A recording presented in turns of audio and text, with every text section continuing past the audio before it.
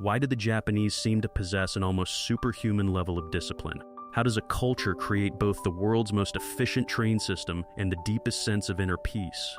The answer lies not in modern productivity hacks, but in an ancient warrior code that's over 800 years old.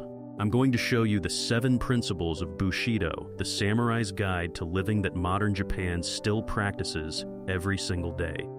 And by the end of this video, you'll understand why these principles create not just discipline, but genuine, lasting happiness. But here's what makes this different from other philosophy videos. We're not just talking about abstract concepts. I'll show you exactly how real Japanese people apply each principle in daily life, from morning routines to workplace decisions to family relationships. Let's start with a question. What if I told you that true courage has nothing to do with fearlessness? The first principle is gi, often translated as righteousness or integrity. But in Japanese culture, gi means something far more practical, doing the right thing even when no one is watching. Watch any Japanese neighborhood early in the morning. You'll see elderly residents sweeping not just their own doorstep, but the entire street. No one asked them to. There's no reward. This is gi in action. The samurai believed that character is built in private moments, not public declarations. Modern application: when you find a wallet on the subway, you turn it in. When you make a mistake at work, you admit it immediately.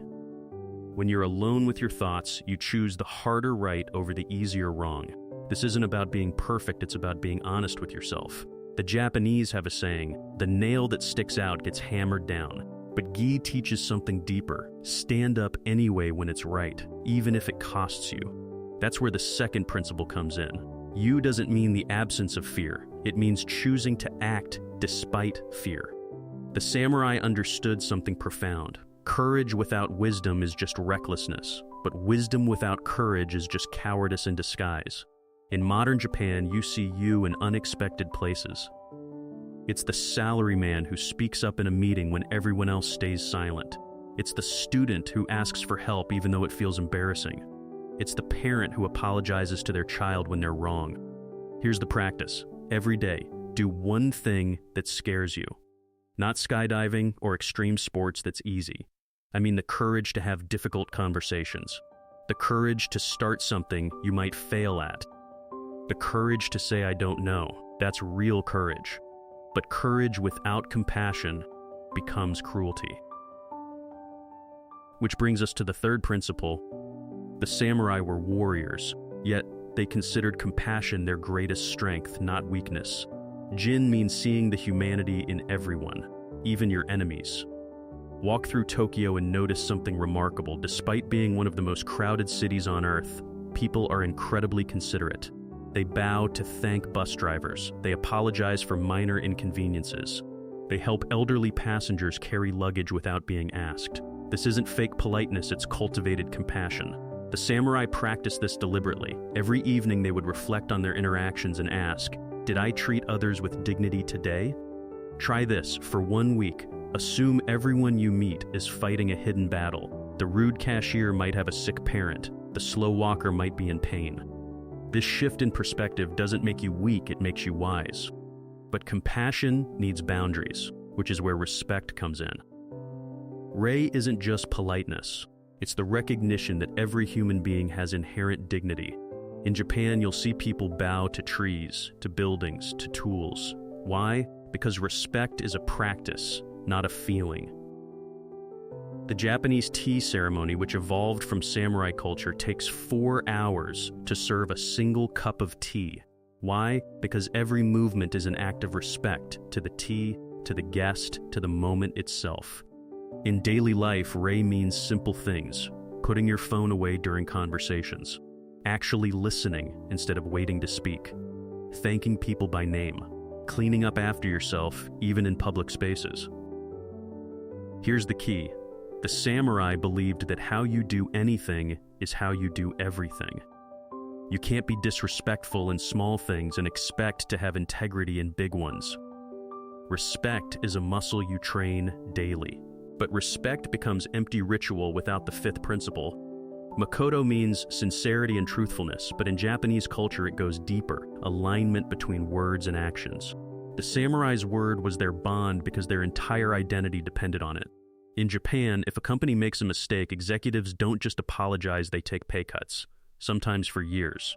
Politicians resign over relatively minor scandals. Why? Because Makoto demands that you back up your words with consequences. For you, this means stop making promises you won't keep, even small ones. If you say you'll call, call. If you commit to a goal, follow through or honestly admit you changed your mind.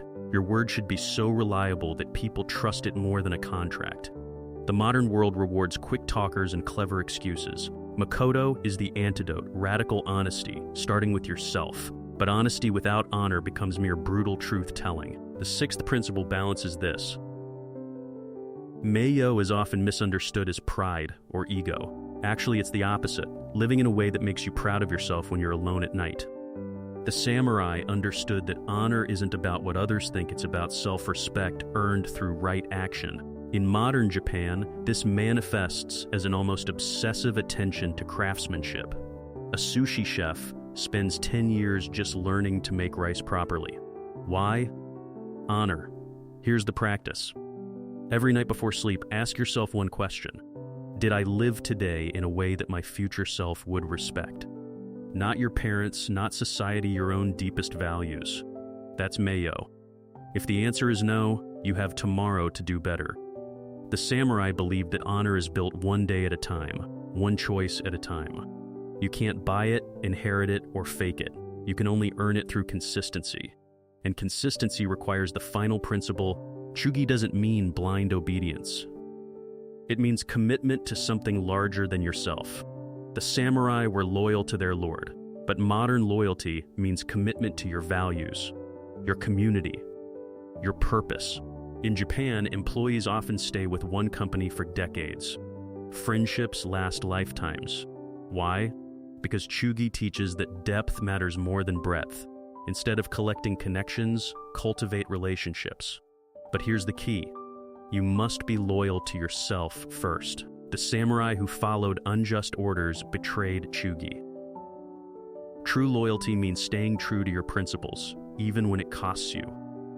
Practice, choose 3 things: a purpose, a person, a principle, and commit to them completely for 1 year. No switching when it gets hard. No quitting when you're bored. This is how you build an unshakable foundation. So here's what the samurai understood that we've forgotten. Discipline isn't about forcing yourself to do hard things. It's about becoming the kind of person for whom the right thing feels natural. Courage isn't fearlessness, it's acting despite fear. Happiness isn't feeling good all the time, it's living with integrity. And these 7 principles, they're not ancient history. They're alive today in the way Japanese people live, work, and find meaning. Start with one principle this week. Just one. Practice it deliberately. And watch how it changes not just what you do, but who you become. If this resonated with you, subscribe for more insights into Japanese philosophy and lifestyle. And remember, the samurai's greatest weapon wasn't the sword, it was the strength of their character. That weapon is available to you too.